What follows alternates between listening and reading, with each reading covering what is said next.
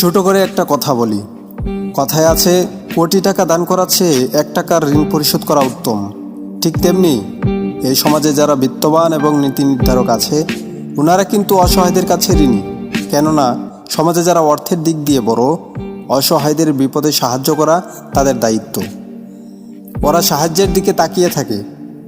মহব্বতের সাথে আলেমদের উদ্দেশ্যে বলছি, এলেম জানার জন্য মাদ্রাসায় সময় দিয়েছেন, এখন তা মানব কল্যাণে বিলিয়ে দেবার জন্য মাঠে ছড়িয়ে যান।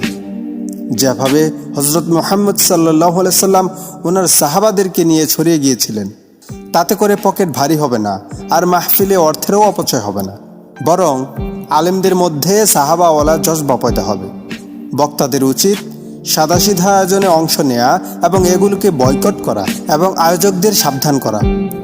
এতে করে ইসলামের সৌন্দর্যতা ফিরে পাবে এবং দানশীলদের অর্থ সঠিক জায়গায় খরচা হবে।